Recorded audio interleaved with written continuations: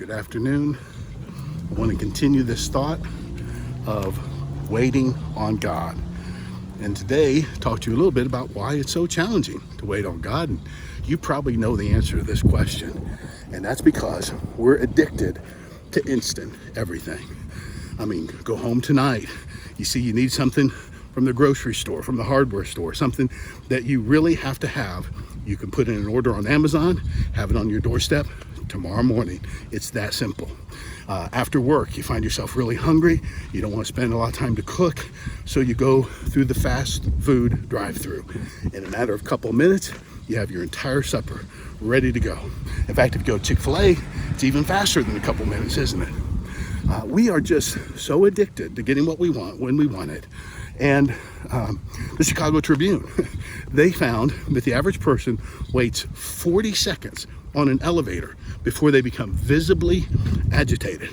I mean, think about it. This elevator that can whisk us up 50, 60, 70 floors.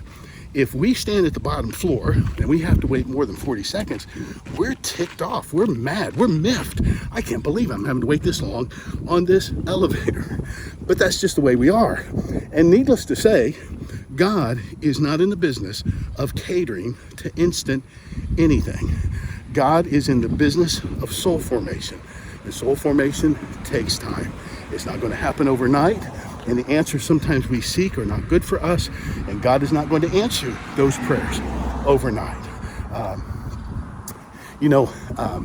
There's a story in the Bible about a young man named Joseph who has a dream as a young man of one day being a ruler, of even ruling over his own family. The thing about this story is you realize the dream is awesome. The dream's in great shape. The dreamer's not. Joseph is just so immature, and the way he flaunts this as a young man really brings about some severe repercussions in his life. Things that he didn't deserve, for sure, but he's just immature in how he handles it all. Well, he's sold off into slavery. When he arrives in Egypt, he's falsely accused of attempted rape of his master's wife, and so he's thrown into prison. Do you know how long Joseph spent in prison? Not overnight, not a couple weeks, 14 years. 14 years of waiting and wondering, God, what are you doing? And when are you going to do it? But God was using that time to grow Joseph's soul and to make him more like what God wanted him to be, so that when the dream was finally ready to materialize, the dreamer was ready for the dream. This is what God is doing. He's all about soul formation. He's not so much interested in giving you what you want when you want it. God is most interested in you becoming what he meant for you to be.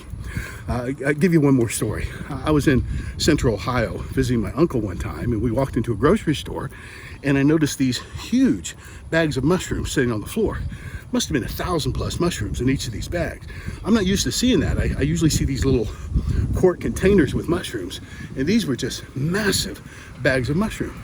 And I said, Jim, I've never seen this before. What's this all about? And he said, well, here in Central Ohio, we have the caves. We grow mushrooms. He said, do you know how long it takes between harvests of mushrooms? I said, no. He said, literally a day. They grow overnight. They're planted one evening. The next morning, they harvest. Well, to use that as an analogy, God is not growing mushrooms in your soul. God is growing something more like a mighty oak. And the mighty oak takes time. God is not doing the kind of things that cater to our desire for instant everything. God instead is interested in who you're becoming and perfecting you and making you into the sort of person that he can bless and use in phenomenal ways. So learn to be patient, even as you wait on God, to know that the most important work he's doing right now is not necessarily working on your answer, but working on you. I hope you'll join me again next time as we continue this talk of waiting on God. God bless you. See you again real soon.